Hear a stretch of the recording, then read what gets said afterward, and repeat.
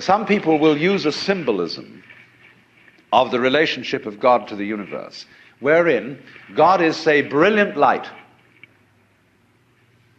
only somehow veiled, hiding underneath all these forms that you see as you look around you. So far, so good. But the truth is funnier than that. It is that you are looking right at the brilliant light now, that the experience you are having, which you call ordinary everyday consciousness, pretending you're not it, that experience is exactly the same thing as it. There's no difference at all. And when you find that out, you laugh yourself silly. That's the great discovery. In other words, when you really start to see things, and you look at an old paper cup, and you go into the nature of what it is to see, what vision is, or what smell is, or what touch is, you realize that that vision of the paper cup is the brilliant light of the cosmos. Nothing could be brighter. 10,000 suns couldn't be brighter. Only they're hidden in the sense that all the points of the infinite light are so tiny when you see them in the cup. They don't blow your eyes out. But it is actually, see, the source of all light is in the eye. If there were no eyes in this world, the sun would not be light. You evoke light out of the universe. In the same way, you, by virtue of having a soft skin, evoke hardness out of wood. Wood is only hard in relation to a soft skin. It's your eardrum that evokes noise out of the air.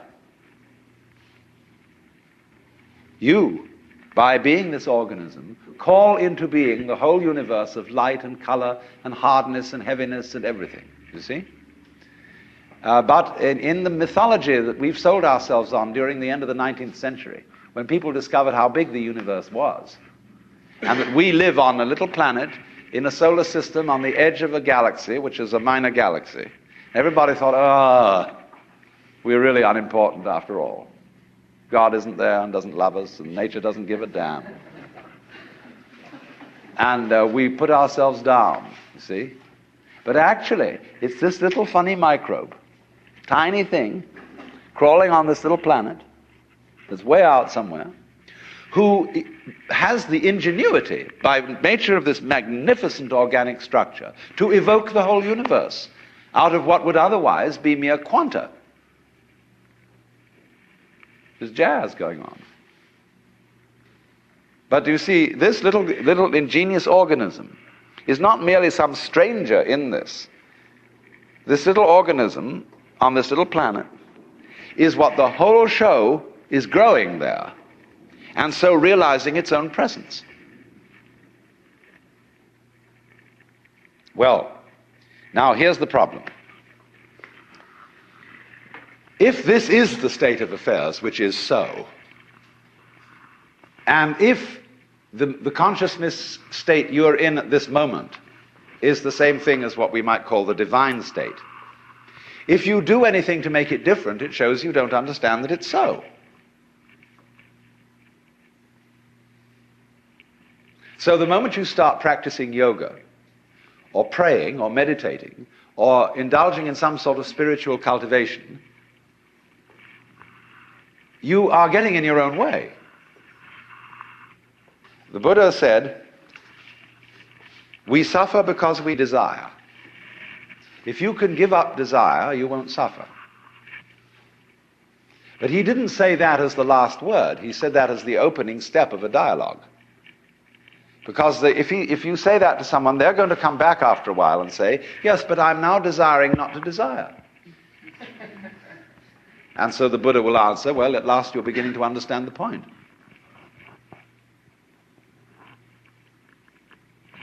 Because you can't give up desire. Why would you try to do that? It's already desire. So in the same way, you say, you ought to be unselfish. or to give up your ego. Let go, relax. Why do you want to do that? Just because it's another way of beating the game, isn't it? But the moment you see you hypothesize that you are different from the universe, you want to get one up on it. But if you try to get one up on the universe, and you're in competition with it, it means you don't understand you are it. You think there's a real difference between self and other. But self, what you call yourself and what you call other, are mutually necessary to each other, like back and front. They're really one.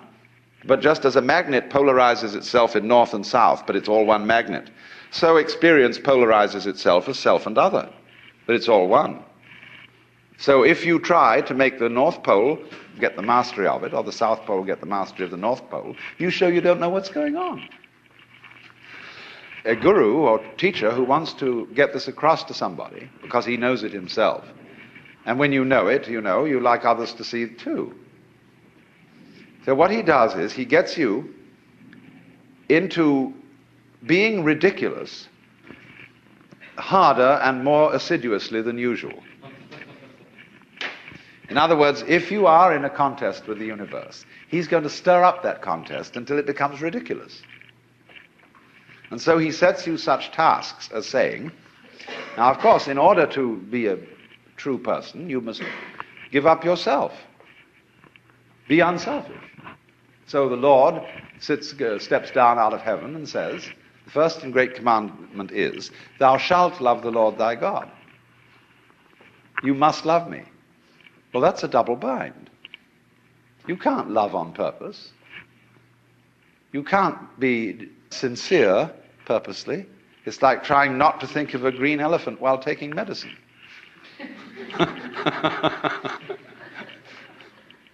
But if a person really tries to do it, so, this is where Christianity is rigged, you should be very sorry for your sins. And though everybody knows they're not, but they think they ought to be, and so they go around trying to be penitent or trying to be humble. And they know the more assiduously they practice it, the phonier and phonier the whole thing gets. And so in this way, it's what it's called the technique of reductio ad absurdum. If you think you have a problem, you see, and that you're an ego and that you're in difficulty, the answer that the Zen master makes to you is, show me your ego. I want to see this thing that has a problem.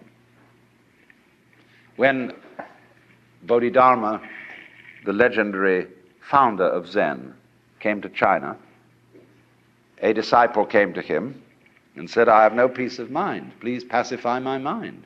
And Bodhidharma said, bring out your mind here before me and I'll pacify it. Well, he said, when I look for it, I can't find it. So Bodhidharma said, there, it's pacified. See, because when you look for your own mind, that is to say your own particularized center of being, which is separate from everything else, you won't be able to find it.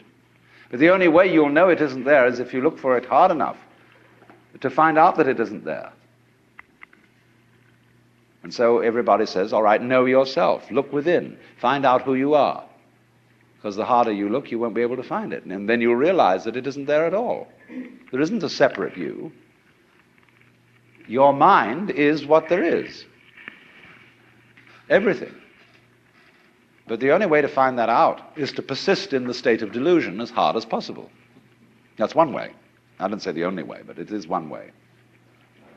And so almost all spiritual disciplines, meditations, prayers, etc., are ways of persisting in folly. Doing resolutely and consistently what you're doing already. So if a person believes that the earth is flat, you can't talk him out of that. He knows it's flat. Look out of the window and see. Obviously it looks flat. So the only way to convince him that it isn't is to say, well, let's go and find the edge. And in order to find the edge, you've got to be very careful not to walk in circles, so you'll never find it that way. So we've got to go consistently in a straight line, due west, along the same line of latitude. And eventually, when we get back to where we started from, you've convinced the guy that the earth is round. But that's the only way that'll teach him. because people can't be talked out of illusions. Well, now, there is another possibility, however. But this is more difficult to describe.